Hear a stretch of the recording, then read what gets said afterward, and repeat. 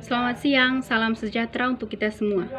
Sebelumnya, perkenalkan nama saya Maria Sisinukar. Saya adalah seorang mahasiswa Fakultas Teknik, jurusan Teknik Sipil dari Universitas Tribuana Tunggadewi Malang. Baik teman-teman, pada kesempatan ini saya akan membagikan sekilas informasi atau materi terkait dengan polimer dan styrofoam untuk jalan raya. Baik, yang pertama, polimer. Nah, apa yang perlu kita ketahui dari polimer ini? Yang pertama, pengertian polimer, dan yang kedua, bagaimana kegunaan polimer dalam kehidupan kita sehari-hari. Jadi, apa itu polimer? Polimer adalah sebuah unsur yang terdiri dari dua suku kata, yaitu poli yang artinya banyak dan meros yang artinya bagian. Jadi, polimer adalah senyawa yang memiliki banyak molekul kecil. Molekul kecil tersebut dinamakan monomer. Polimer yang tersusun dari satu jenis monomer disebut homopolimer, sedangkan polimer yang tersusun dari dua jenis atau lebih monomer disebut copolimer.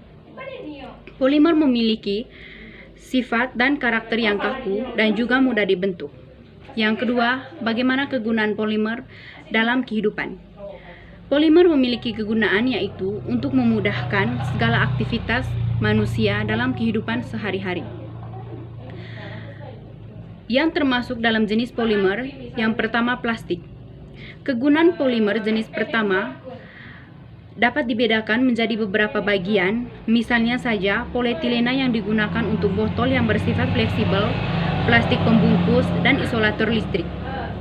Jenis polipropilena dapat digunakan dalam pembuatan tali, botol, maupun karung. Sementara untuk jenis PVC dapat digunakan dalam pembuatan pipa dan pelapis lantai. Lalu ada polimer berjenis teflon yang umumnya dapat digunakan sebagai bahan baku pembuatan alat penggorengan, tangki bahan kimia, dan sebagainya. Sedangkan untuk bakelit dapat digunakan dalam pembuatan kelistrikan dan elektronik.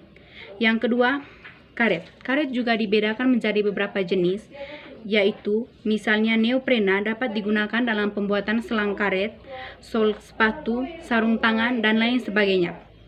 Sedangkan polimer karet yang berbahan dasar stirena, butadiene rubber dapat digunakan dalam pembuatan bahan baku motor. Yang ketiga, serat sintesis. Serat sintesis juga dapat dibedakan menjadi beberapa jenis, misalnya saja jenis nilon 66 banyak digunakan untuk bahan baku tenda, parasit, hingga jala.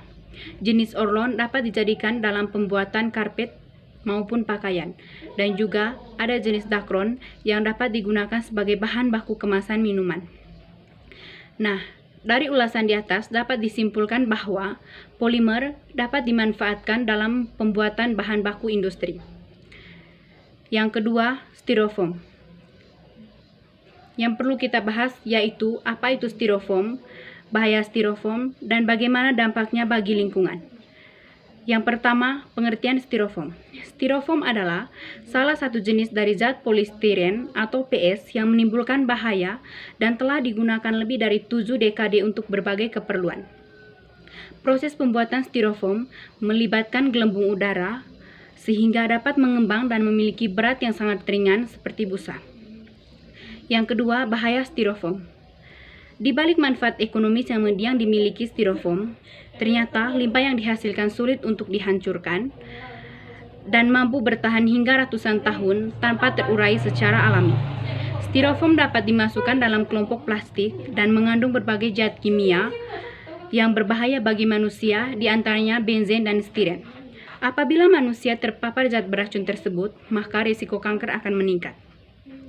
Baik, yang terakhir, bagaimana dampak styrofoam bagi lingkungan? Ada 6 dampak styrofoam bagi lingkungan, yaitu yang pertama, merusaknya lapisan ozon. Yang kedua, styrofoam merupakan limbah kelima paling berbahaya.